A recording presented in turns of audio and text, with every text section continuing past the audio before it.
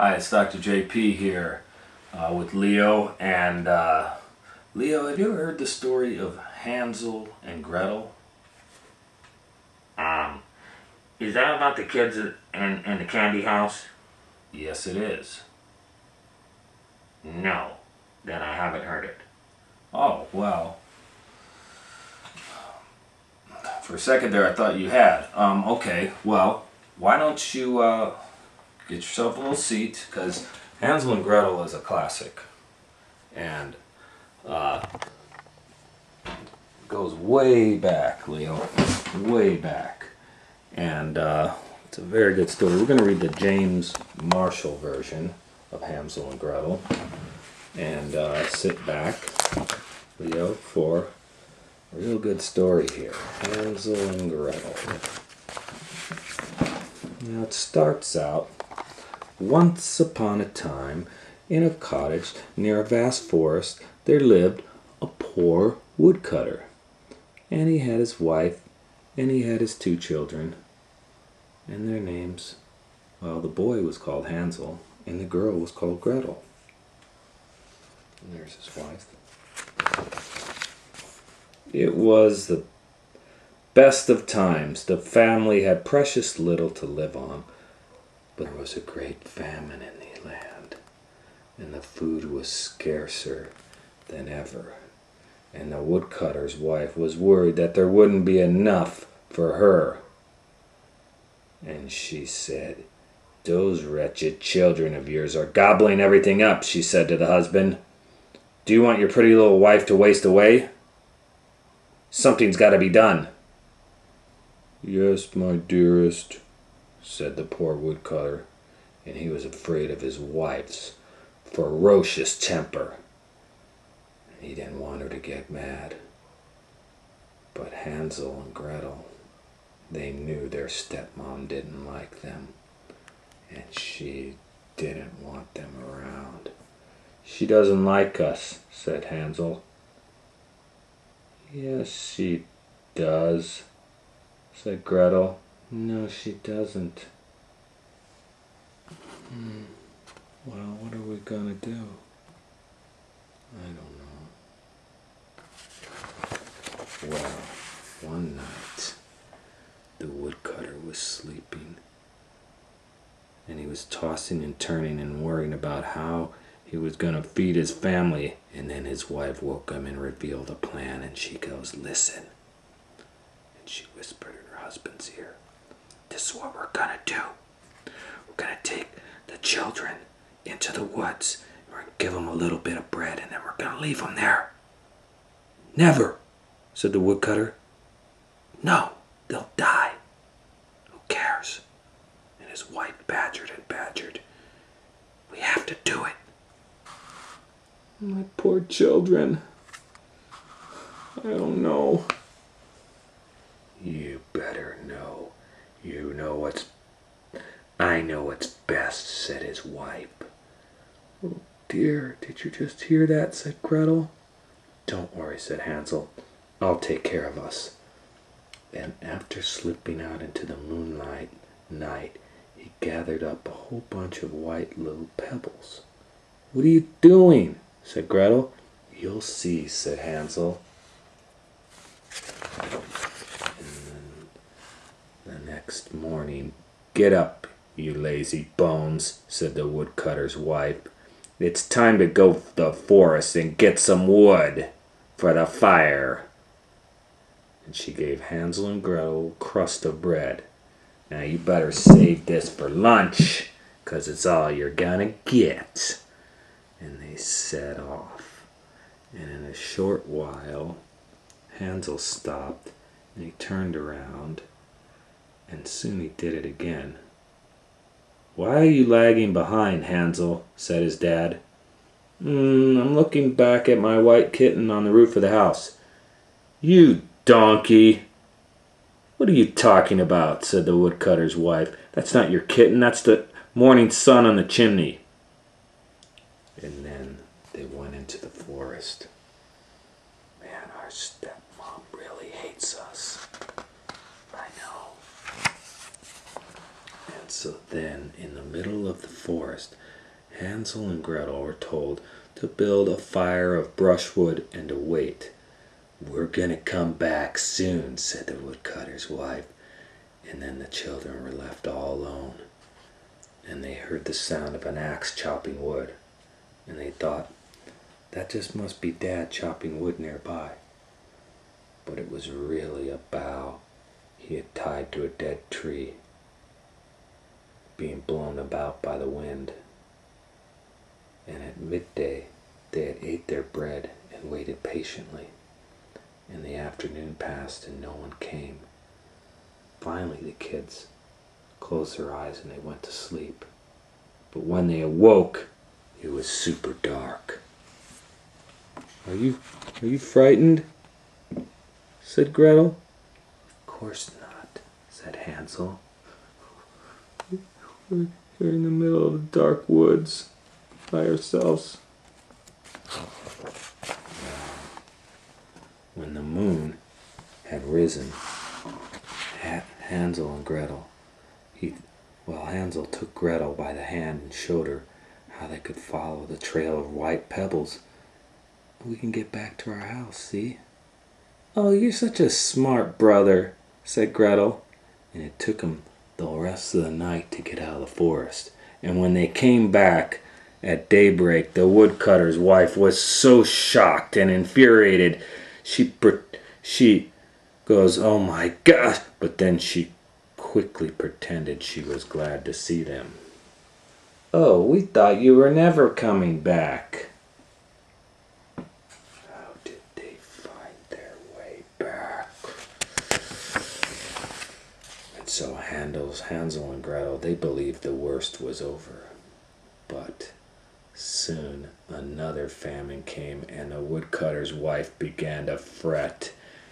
"We're running out of food and there's going to be hardly enough for us two to eat," she said to her husband. "We're simply going to have to take the kids back to the woods and leave them there."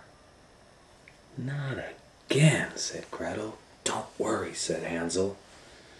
And he went to gather up more pebbles. And he found the door bolted. She had seen to that. "You're not going to get any more pebbles." See, I know what? The next morning, the children were given a bit of bread, and the family set off. And every few paces, Hansel turned around and he threw a few breadcrumbs behind him. "What are you tarrying, Hansel?" said his father. "Oh, I'm looking back at the white pigeon on the roof," said Hansel. "That is not your pigeon, that's the morning sun on the chimney," said the woodcutter's wife. "Now let's get going here." But what was he doing? And soon they came to the most forbidding part of the forest, and the woodcutter's wife said, "You wait here while your father and I go gather some wood. We'll be back soon." And Hansel and Gretel, they didn't believe her. And at midday, Gretel shared her bread with Hansel. And when they awoke, they took a little sleep, but when they awoke, it was super dark. "Oh," said Gretel, "I don't like this." "When the moon rises," said Hansel, "we will follow the trail of breadcrumbs out of the woods." When the moon rose, they found no breadcrumbs. The birds in the forest had eaten them all. "Oh no, now we're never going to get out of here. We're stuck in here forever. We're going to die in here." And they wandered on, deeper and deeper into the forest, eating whatever berries they could find. And when they had been away from home for 3 days, a snowbird appeared. "Hey, look, there's a snowbird. Let's follow it." So they started to follow the snowbird. And the snowbird led them to a clearing where there was a small house made out of cookies and candy and sugar and cake. And it was like no house they'd ever seen. And being terribly hungry, the children, they set about having a regular feast. And Hansel, he broke off a piece of roof cake, and Gretel tried some of the window sugar. and it was as good as it looked. It tasted so good. And suddenly they heard a voice inside going, "Nibble, nibble, little mousie. Who's that nibbling on my housey? Nibble, nibble, little mousie. Who's that nibbling on my housey?" And who was it? The door flew open. "What's this?" said a lady, who Gretel was sure this was a witch. "Oh, two pretty children have come to stay. Now don't be alarmed, my angels. Don't be alarmed, I'm really sweet. Not a witch." And she took Hansel and Gretel by the hand and led them inside, where there was a scrumptious dinner prepared of sugared pancakes with apples and nuts.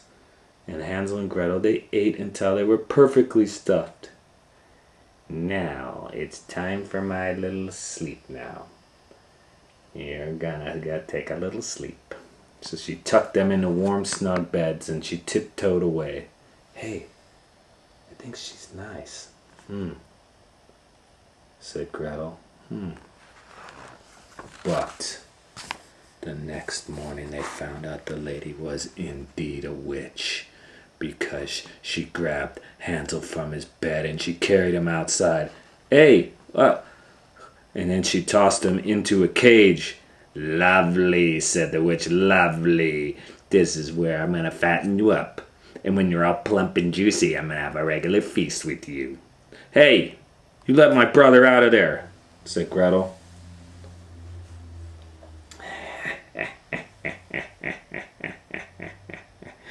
The witch was delighted with their handiwork of putting Hansel in the cage, and she only danced and cackled.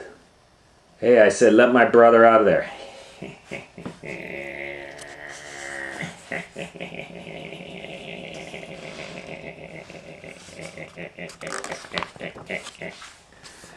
Now, poor Gretel, she had to do what the witch said, and she was put to work cooking big meals for Hansel.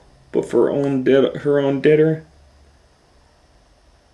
Gretel was only given crab shells. And every morning the witch would go to Hansel's cage to see how much fatter had he gotten.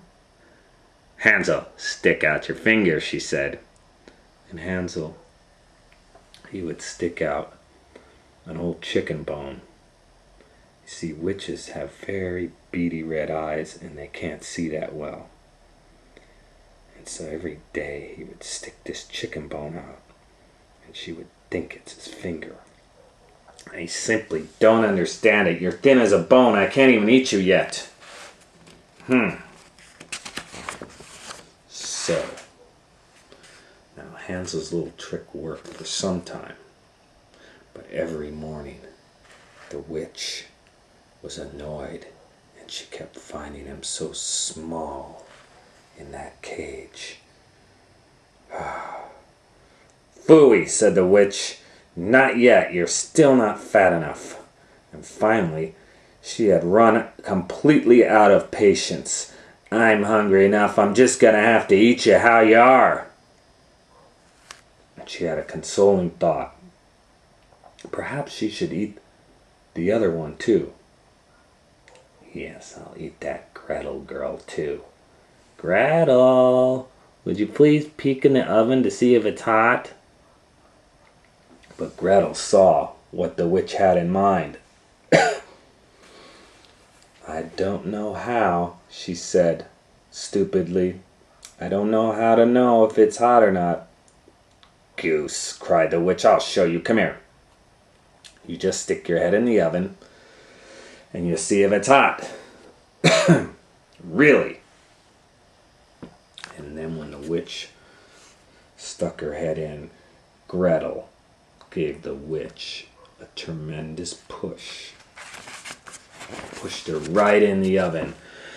And then she slammed the door And the witch screamed and burned up inside the oven.